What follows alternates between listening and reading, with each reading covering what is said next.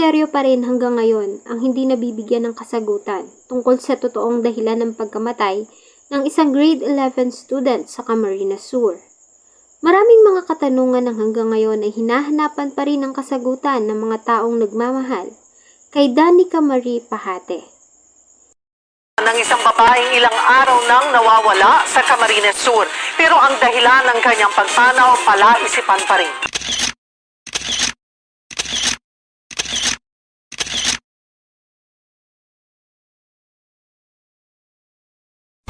Bago ko po simulan ang ating story, sa mga bago po sa channel ko, please hit the subscribe button at pakipindot na rin po ang notification bell para ma-notify kayo pag may bago tayong upload na videos. April 16, 2024, nang makatanggap ng tagawag ang tanggapan ng kapulisan sa Iriga City, Camarines Sur. Agad naman silang tumugon sa nasabing tawag at dito nga ay dinatna nila ang biktima sa kalunos-lunos nitong kalagayan. Nakadapa ito at nakalutang sa halos hanggang tuhod lamang na tubig. Intak ang suot nitong damit at walang sinyalis na ito ay nanlaban. Wala ding mga sugat ang biktima na agad din namang kinilala na ang grade 11 student at 18 years old na si Danica Marie Pahate na residente ng San Ramon, Iriga City, Camarines Sur. Si Danica Marie Pahate ay pangpito sa magkakapatid. Bata pa lang ay may hilig na si Nika sa fashion, na bumagay naman sa kanya dahil lumaki ito na taglay ang magandang hubog ng katawan at makinis na kutis. Tulad ng ibang kabataan, ay palagi din itong nagpo-post sa social media ng kanyang mga larawan. Palakaibigan din si Nika at masayang kasama. Bagamat may mga bagay ito na inililihim sa kanyang pamilya, ay nagtitiwala sila dito dahil sa hindi ito nagpapasaway at nag-aaral naman ng mabuti.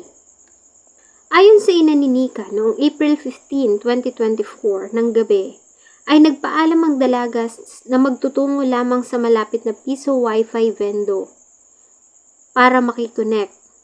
Pinayagan naman nila ang dalaga dahil sa kasama nito ang mga pinsan at malimit ito magpunta doon, lingid sa kanilang kaalaman ang masakit na sasapitin nito.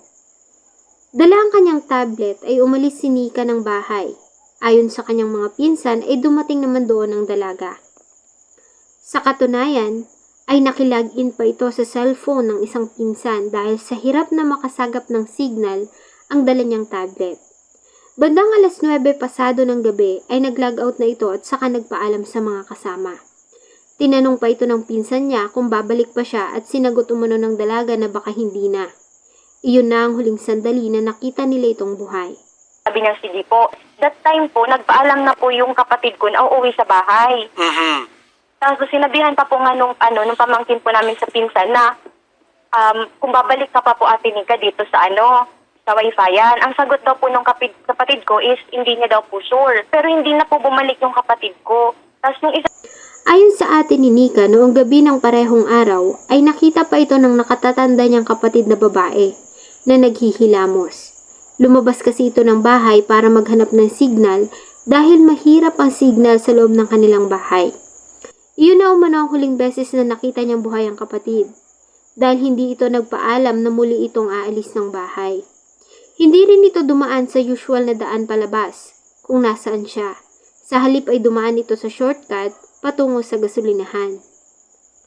Ako pong kapatid, yun po yung nadatna niya dun sa bahay kasi yung mama ko po nakahiga na that time dun sa kwarto, natutulog na po. Tapos po, yung kapatid ko pong isa, yung ate niya, yung pang-anim po na na kapatid ko, kasi pang-7 po si Danica. Pa po yun, nakita pa po niya yung kapatid ko, si Nika, na naghilamos lang po ng mukha. Tapos, lumabas po yung kapatid ko na yun kasi para maghahanap naman po siya ng signal kasi nagsa-cellphone. Po nagpaalam yung Nika, lalabas po siya. So bali yung cellphone ng kapatid ko, hindi na din po siya dumaan doon po sa daanan talaga namin papasok sa amin, kung saan andun po yung may PisoNet wifi din po. Dumaan po yung kapatid ko doon po sa shortcut na ang labas po is gasoline station.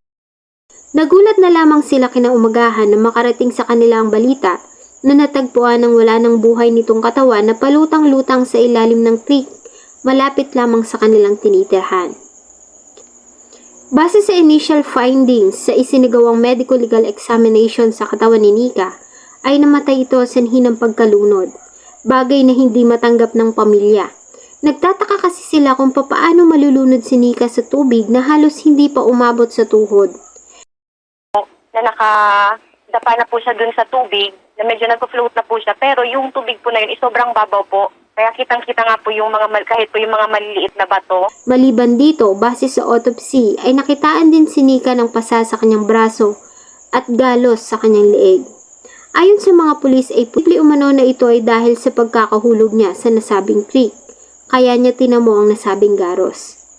Naman, as indicated in my report, nakalagay naman po doon yung finding. Internally, meron na po akong nakitang contusion sa right arm niya at maliit na abrasion sa neck part. But other than those po, wala naman. Yung ganun pong findings is because meron pong blunt force trauma. So, merong matigas na bagay na tumama doon sa area ng katawan ng victim, kaya meron pong contusion. Yung po kasi abrasion is because merong rough object in contact with that particular part of the body. Yung sa neck, hindi po dahil sa pinukpok siya. Even yung sa arm, hindi po kasi specific ang mga ganong findings po, sir.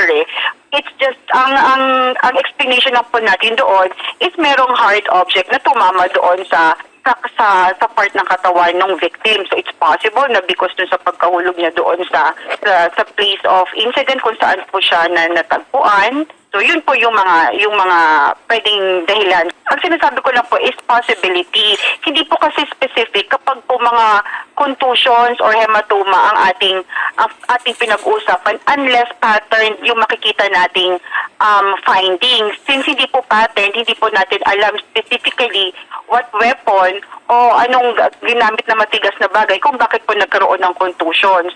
Bagay na muling hindi sinang-ayunan ng pamilya. Kaya naman ay lumapit sila sa programa ni Senator Raffy Tulfo para humingi ng tulong. Tinugon naman ng senador ang kanilang panawagan at nag-offer ito ng halagang 500,000 pesos na pabuya sa kung sino man ang makakapagbigay ng impormasyon tungkol sa nangyari kay Danica Marie Pahate. Ako po ay magbibigay ng pabuya sa lahat na manonood. Magbibigay po ako ng pabuya na 500,000 pesos doon sa sino man makapagbigay ng impormasyon na mahalaga sa pag-iimbestiga ng kapulisan natin. Ayon sa pamilya, ay maraming mga katanungan ang gumugulo sa kanilang isipan. Ayon sa kanyang ate na isang guro ay imposible na malunod ang kanyang kapatid sa napakababaw na tubig ng creek.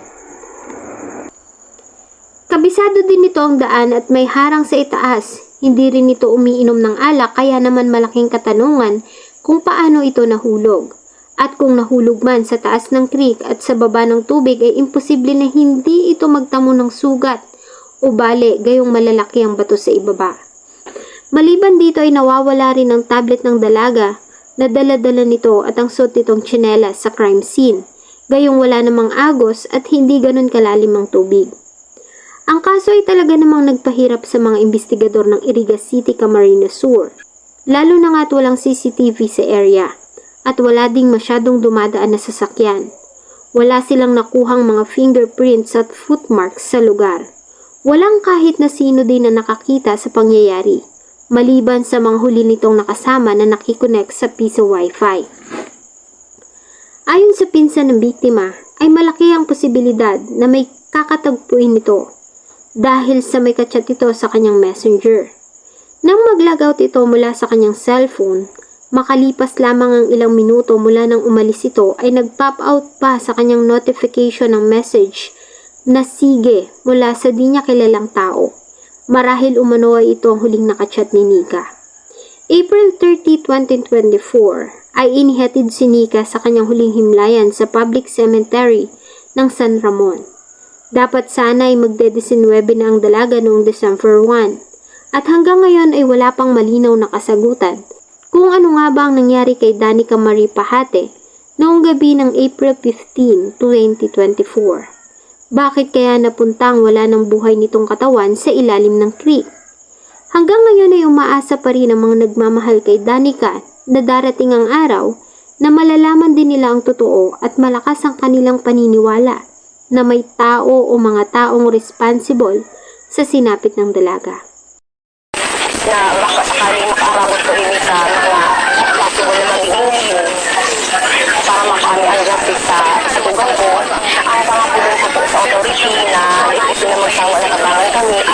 Sa inyong palagay, ano nga kaya ang nangyari sa biktima?